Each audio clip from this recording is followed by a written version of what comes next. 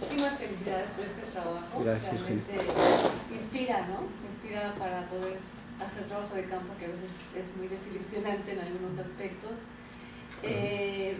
Bueno, no pude escuchar el principio de tu exposición, pero me surgieron varias dudas. Por un lado, voy a retomar lo que acabas de decir, ¿no? Toda esta parte de presentar, ¿no? De crear como un espacio de interculturalidad. A mí me parece como una parte un tanto polémica, ¿no? En el sentido de que, o sea, ¿cómo buscas una identidad negra o afrodescendiente a partir de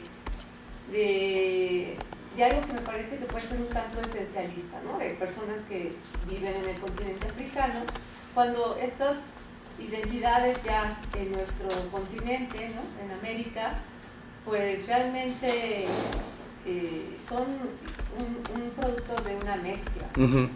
Entonces ahí me parece como que vamos a presentar este modelo o esta forma de ser negro desde Mali, ¿no? Para personas que históricamente se les ha negado esa identidad como tal, y que están en esa búsqueda y en esa discusión y en ese replanteamiento. O sea, la pregunta concreta es, a partir de sus propios discursos de ellos, o sea, ellos tienen un discurso de negritud, ¿no? Totalmente. Entonces, ¿cómo se dio ese encuentro, no? Bueno, sí, mira, sí es muy interesante. Digamos, dentro de todos los investigadores que trabajan estudios afromexicanos en México, se dio mucho esta discusión de cómo hablar. ¿Hablamos de afromexicanos o hablamos de negros? Entonces, y si hablamos de negros, pues ya le estamos poniendo la etiqueta de color y etcétera, ¿no? Luego se discutió mucho, hubo todo un periodo en el que se discutía, bueno, sí, pero eso, si seguimos un poco la historia, la apropiación del concepto de lo negro en Estados Unidos tuvo un efecto de empoderamiento, ¿no? Decir, bueno, sí, no, I'm a fucking nigger, I am a nigger, ¿no? Y eso está pasando. O sea, la gente dice, sí, soy negro y estoy orgulloso de ser negro. Esa parte yo creo que es muy positiva. O sea, yo lo discutía con María Elisa Velázquez porque ellos traen el rollo de lo afromexicano, que en la perspectiva de largo plazo puede que sea mucho más positivo, ¿no? Y sobre todo por la parte de la legislación. Pero digamos que todo es también parte de una estrategia y parte de estar aterrizado en lo que está pasando en la realidad, ¿no? Porque la realidad es que sí es importante señalar el aspecto de la negritud, porque es dentro de ese señalamiento que ocurre la discriminación. Y si yo soy negro o soy moreno, no puedo estar en la cabina delantera del camión de redilas, te vas para atrás, porque hay una mestiza que está ahí y yo quiero que se venga y tú te vayas para atrás. Así. Y lo ves, lo vimos, ¿no? Entonces sí, hacer la referencia a eso fue importante. Sí, efectivamente, este tema, ya entrando en el tema de la música, de pronto decir, bueno, ¿qué tienen que ver estas gentes de África, no? ¿Qué tienen que ver estas gentes de África y qué tiene que ver esta tradición? En realidad había una parte musical que era una experimentación, ¿no? O sea que como musicólogos estamos buscando las raíces de los ritmos africanos, ¿sí? En toda la música mexicana, ¿no? Es decir, bueno, ¿dónde está? Vamos a experimentar, qué flexibilidad existe, ¿no? Dentro del juego musical en la práctica. Que lo vivimos y se funcionó, ¿no? O sea, los sonecitos de la tierra estaban funcionando muy bien con los ritmos del repertorio que traían de Mali, que no necesariamente es el origen el de Mali, pero es uno de las tradiciones más fuertes de África subsahariana, no del África árabe. Entonces, eso era un elemento, digamos, de experimentación. No quisimos manejar tampoco, a lo mejor por default, pues sí se presta a pensar que estábamos tratando de esto que mencionas tú de que hay un aspecto así como esencialista, ¿no? De decir, bueno, esta es la música original. Es como decirte, vamos a traer a alguien de verdad de África, o sea, me dio una sensación así, ¿no? Bueno, cuando puede ser de Jamaica, o cuando puede ser de otro punto claro, del planeta, del mismo Londres, ¿verdad? Llegó algo... Es un proyecto cultural, ¿no? O sea, es algo... Sí, hay otra visión ahí, además de la mexicana, quiero decir, ¿no? Bueno, sí, en realidad el trabajo con Lucy Durán, hay muchas cosas coyunturales, ¿no? O sea, el elemento de trabajar con Lucy, pues fue una circunstancia, ¿no? Una circunstancia. Lucy está interesada con la música latinoamericana porque pues ella participó en Cuba con el proyecto de Buenavista. Conoce muy bien la música caribeña, ¿no? Pero nosotros cuando platicamos con él decimos es que es otra tradición, no es la música del Caribe, ¿no? Es la música del otro lado.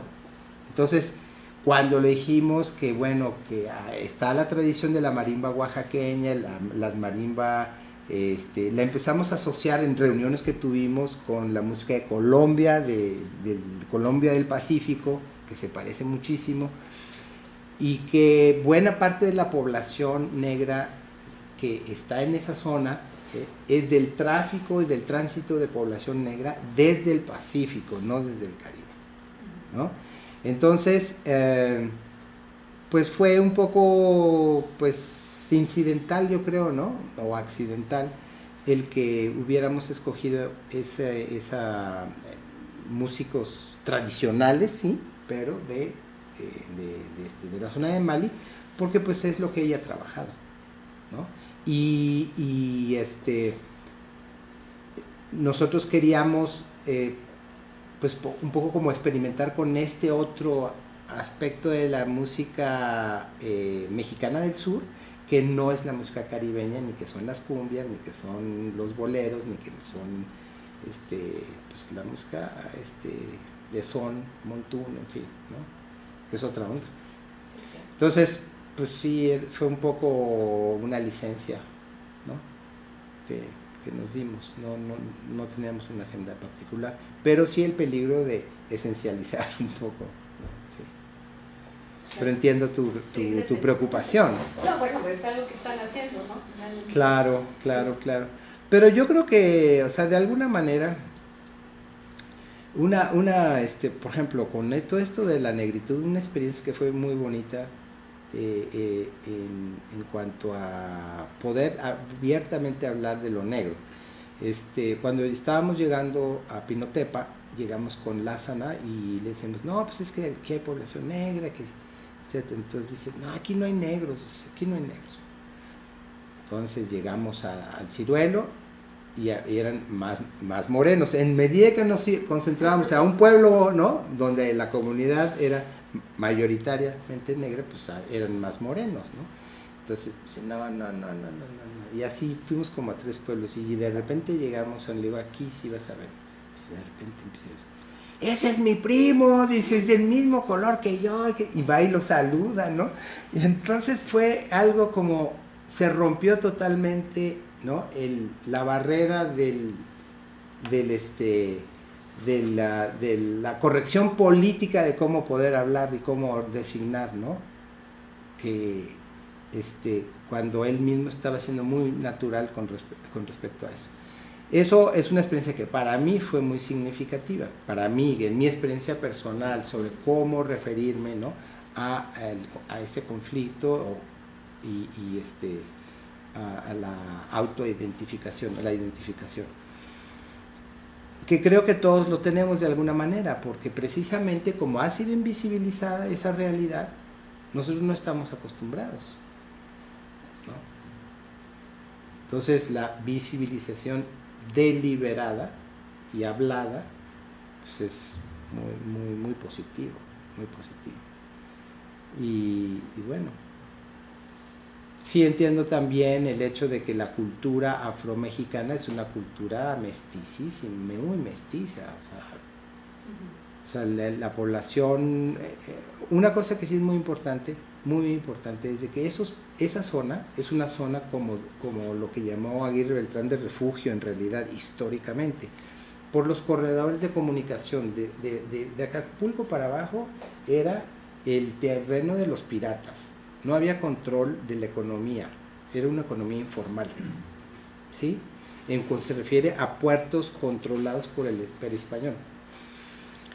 Y es una zona que efectivamente, como es bajada de ríos de la sierra, pues cruzar, o lo puedes hacer por lancha, pero por tierra es muy difícil. Entonces, por tierra es una zona aislada. Cuando se dan las haciendas ganaderas, se queda totalmente atrapada esa zona. O sea, la esclavitud terminó en el siglo XIX, principios del XX. Cuando se da la revolución es 100 años antes, en realidad, en esa zona. O sea, había gente que estaba, bueno, el acasillamiento del 19, pero aquí no era acasillamiento, aquí era esclavitud.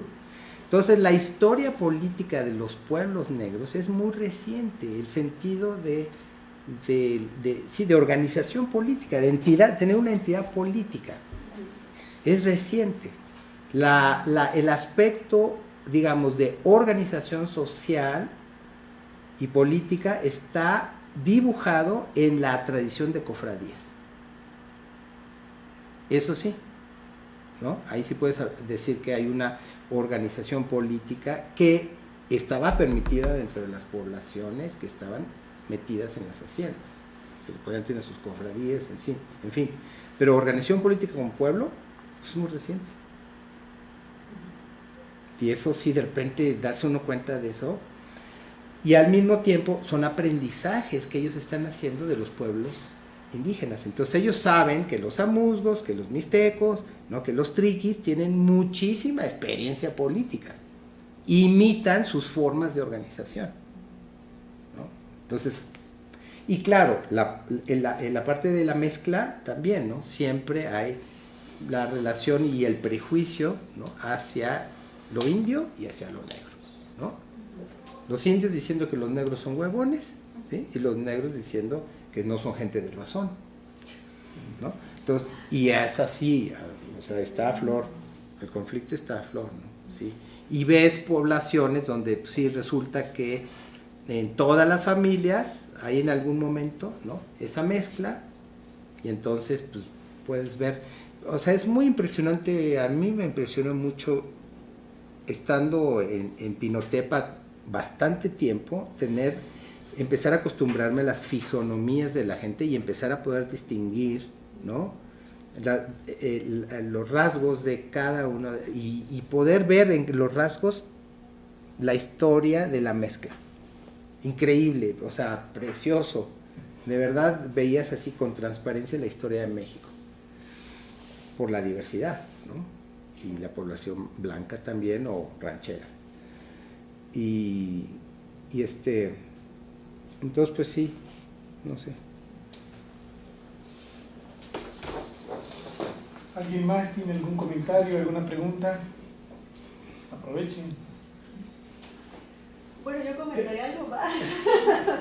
Adelante, Gilpina. Pues también sería interesante, bajo lo que dices, ¿no?, tener bajo lo que estás mencionando, que yo no sé si se ha hecho o no, pues un encuentro también de los pueblos negros de todo el país de México. Sí, sería magnífico. O sea, desde Coahuila, ¿no?, Sí. Guerrero, o sea, hacer algo así, decir, pues, claro, somos de la misma historia, ¿no? Tenemos un lugar común en la historia de este país, ¿no? sí. Entonces, hacer un frente común realmente.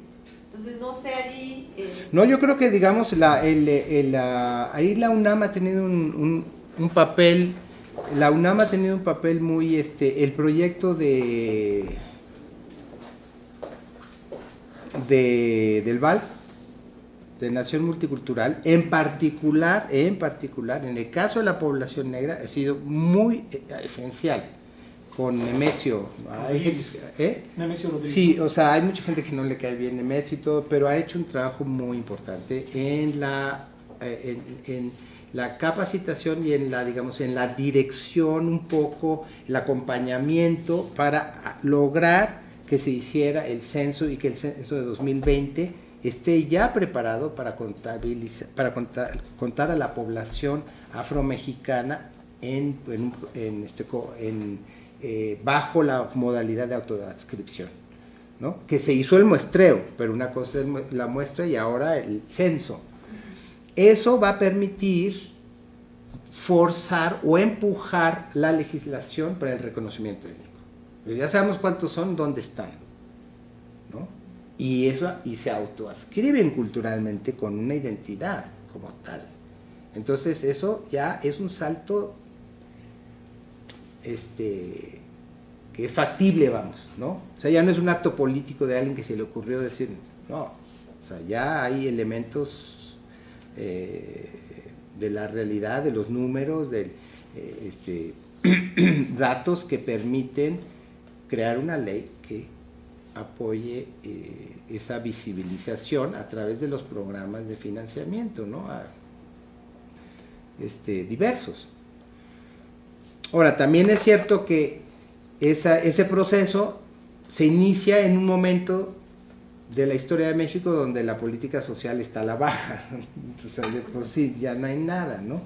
Entonces, pues sí, eso es triste porque en realidad el dinero que va hacia los programas sociales cada vez es menor, ¿no? Incluso la organización del campo en iniciativas agrícolas, pues los créditos cada vez son menos, cada vez es menos organización. Por ejemplo, el Ban Rural, pues el Ban Rural de la época de hace 20 años no tiene nada que ver con el Ban Rural de hoy,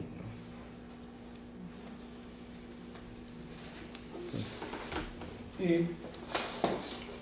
Sergio, yo quisiera comentar dos cosas, en parte ya las dije al principio. La primera de ellas tiene que ver con, quisiera recalcar pues una de las preguntas que hemos desarrollado aquí en el seminario es cómo estamos estudiando las prácticas musicales en México hoy día, ¿no?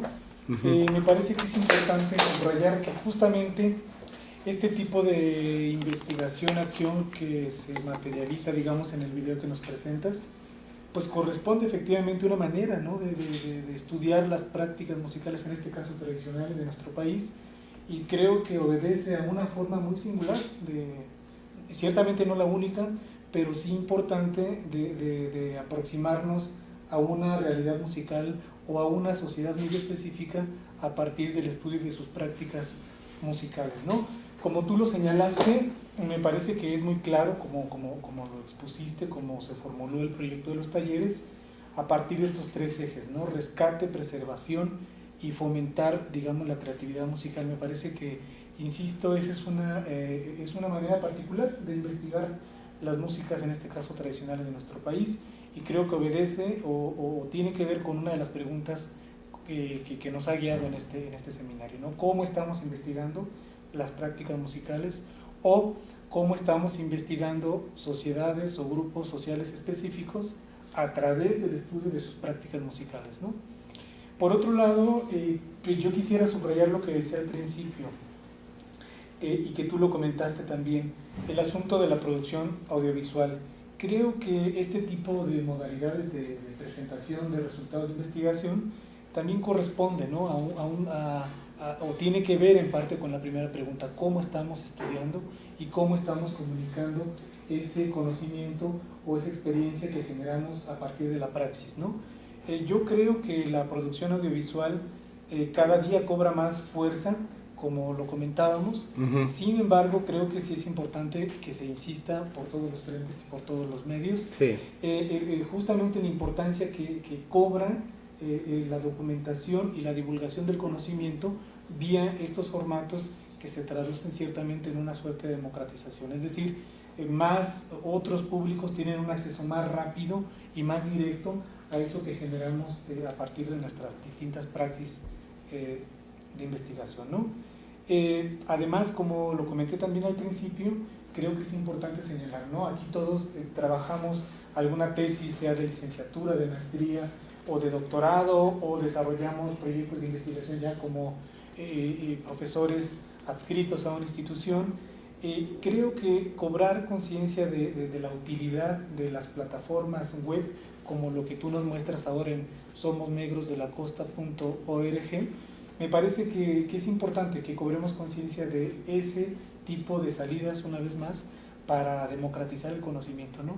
Como nos señalabas, me parece muy significativo que con base al conteo de visitas que ustedes tienen, puedan registrar que un número importante o significativo de esas consultas se están haciendo desde lo local, ¿no? Sí, claro. Eso creo que es muy significativo porque Pues es exitoso, ¿no? me parece que es una de las cuestiones en juego, es decir, cómo estamos estudiando, pues más o menos así, es un tipo de investigación-acción y algo muy importante se deriva de todo eso, ¿no? Que la población, digamos a nivel local, se apropie de ese conocimiento y que genere sus propios sentidos. En ese sentido yo creo que lo que nos has expuesto es un ejemplo muy interesante, ¿no? De algo que se puede trabajar en otras realidades, sea con poblaciones afromestizas o afromexicanas en el norte, en el Golfo, o con otro tipo de sociedades bien tradicionales o no.